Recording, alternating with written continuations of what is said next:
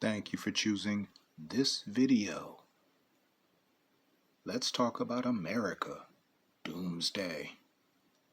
How did we get here? Crumbling institutions and infrastructure. A population with no faith in the forward progress of the nation. A wacky dictator wannabe. Let's ask, how does American empire cause itself to fail?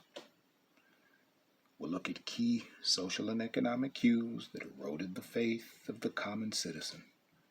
We'll also take a look at the 3 fatal epidemics that left America ripe to be picked by a demagogue con man. Let's get into it. But you know what? Before we go any further, let's switch it up a little bit and let someone a little more appropriate to today's title take the lead, okay? Here we go. All right, let's get it going here. We'll take a quick look at some economic and social cues that Gen X saw at the beginning of what we are now calling America Doomsday. Let's get started, because it all starts with some 10, 11, 12, 13-year-olds that we're now calling Gen X. And we'll show you, let's see, what cues they saw to tell them that this was all coming down when they were just some kids. Here we go. There is no doubt, unless something is done, Social Security will be broke, and very soon. The figures for 1982 are the proof. Last year, American workers contributed $148 billion to the Social Security pot. But, adding up the checks paid to beneficiaries and what it cost to administer the money, the total comes to $156 billion. The net loss for 1982, $8 billion. You see it. Already the legacy of FDR is it's starting to come apart. It's not being taken care of by the generation in power. And again, is there some 10-year-old kids being told, look, so your Social Security isn't going to be available when your turn comes.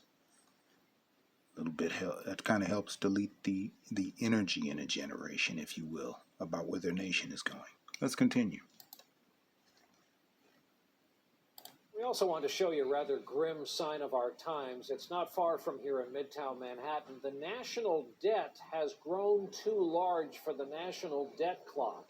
It went up back in 1989 when the nation's debt was less than $3 trillion. The debt has been piling up so fast lately they had to drop the dollar sign to make room for an extra digit as the number turned over to more than $10 trillion now and counting every second.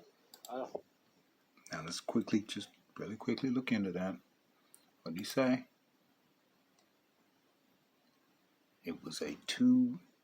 Did you see that early on? It was turning over to $10 trillion. That was about what? 1990, but in 1989, it was 2 point. There it is. 2.75. That's a national debt baby pic. That's what that is. That's a baby picture of the American national debt. $2.75 trillion in 1989 when the clock first went up. So now you're seeing the debt start to pile up and nobody doing anything about it. The generation in power continues to shirk its responsibilities. And as he said, it had reached 1/4 its current. Remember, just as of today, August 20th, I'm not sure it was before that, but the debt was $40 trillion. So there you see the beginnings of it right there. Let's continue. Because somebody actually said, hey, this isn't a good idea to keep these unanswered responsibilities ticking away like this. Somebody tried, but I'll show you.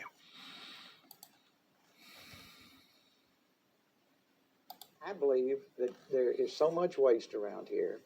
And again, every time you get into, I'm the only guy that talks numbers. Mm-hmm. I love this. Nobody else will even talk about it. Like I've said, it's like a crazy ant in the basement. Everybody knows she's there, but nobody talks about it. I'm talking about it. then I can talk, with endless numbers about it. And then when I finish, typically the establishment press said, he didn't tell us enough. I'd just break up.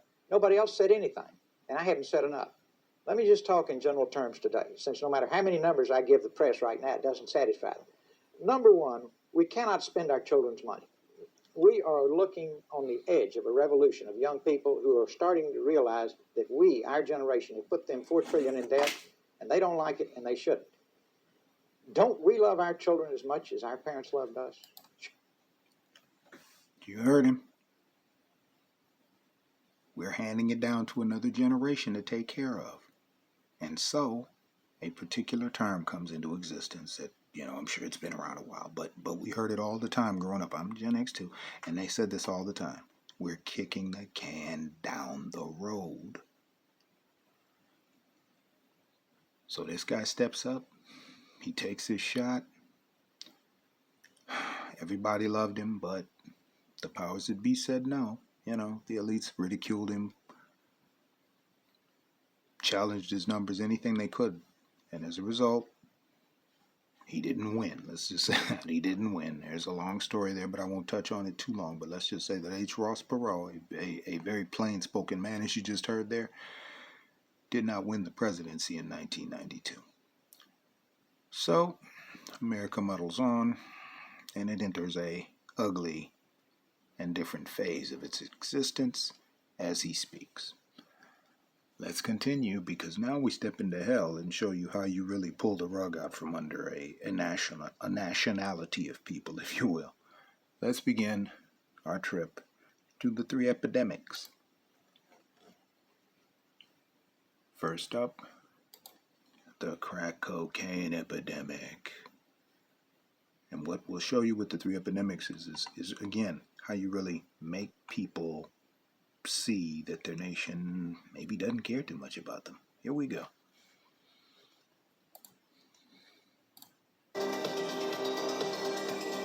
I will tell you, Director Deutsch, as a former Los Angeles police narcotics detective, that the agency has dealt drugs throughout this country for a long time.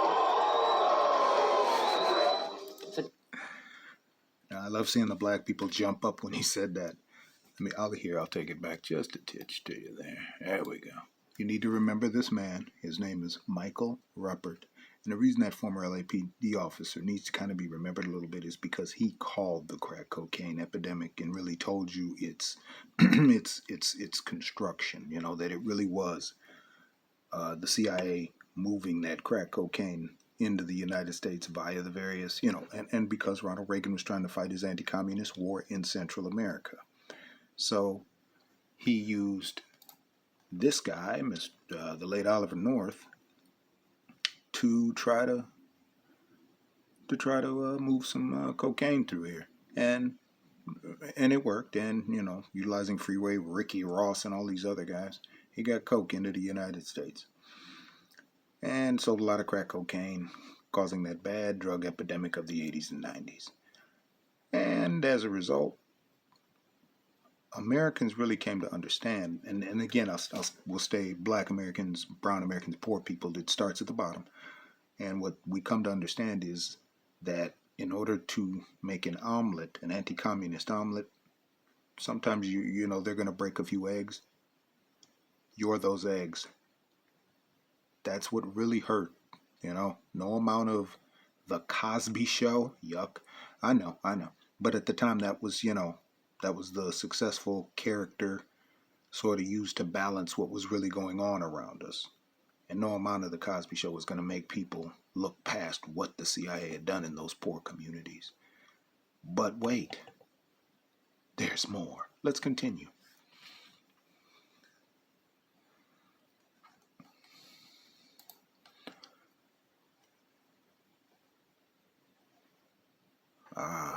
Let's continue to the methamphetamine epidemic. Now, this is interesting in that it's not, quite what the crack cocaine epidemic was, but what's going on in the United States at this point. It's called outsourcing. And that's the point here. All right? Keep in mind, in manufacturing, from 2001 to about 2010, 3.8 million manufacturing jobs leave the United States. And from 2003 to 2015, 3.3 million white-collar jobs move out of the United States. And look at that, hold on, just look at that date right there, May 17, 2011. That's perfectly timed. You see what the United States is going through right then and there, outsourcing. And what was in its place to give you hope? Dope. All right? So that's, Americans are made to realize not only is our social safety net being dismantled, but that to be even allowed to work for your own living is being taken away from you. And in its place, dope. But then let's go a step down further into hell. All right, we're having so much fun, huh? Let's continue. The opioid epidemic. And this one really hurts again because there's an old adage about the rich getting richer here, and that's all this was. It was entirely legal. All those doctors that got money, got the kickbacks and hand-me-downs, and the drug and the drug executives. That's all this was about. And what we take a look really quick here. Oh, wait a minute. Oh, know what? Donate to PBS before the deadline of August 31st. Thank you, PBS. All right. Thank you for your footage and for everything you do. I'll just throw that in there because I did raid PBS for some footage there, didn't I? But let's get back to it here. Now again, with regard to the opioid epidemic, there's Purdue Pharma, Abbott Labs, Johnson & Johnson, Pfizer, Novartis, Covidien, Watson, and these companies that made the big money. They made the big money. But I think what's most important is we get back to Purdue, the Sackler family, and what happened there. Not only did they make a shit ton of money, and they got sued. There are plenty of state attorneys generals in constant lawsuit with them, but they spirited out of them profits $10 billion, put it in a sock somewhere, and made sure it can't be touched or found. You see what I mean? Once again, the rich got richer. A bunch of people that didn't need it got heroin-level painkiller. And then the deaths of despair kicked in. People who knew that jobs are gone, social safety net's breaking down, and these rich people will just take whatever they want. And then that began, the deaths of despair. So, again, Americans are really having the rug pulled out from under them now. All right, shall we move on? Because our final surprise, your little wait, there's more for you, is really how you knock off a republic.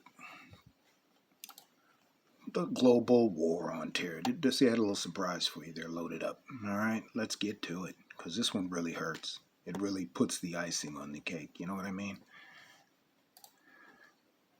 And who do we have to thank for it? These guys. All right, sure, something had to be done in the wake of the fall of the Twin Towers. But what did we get? Lies, lies, lies. And it's sad.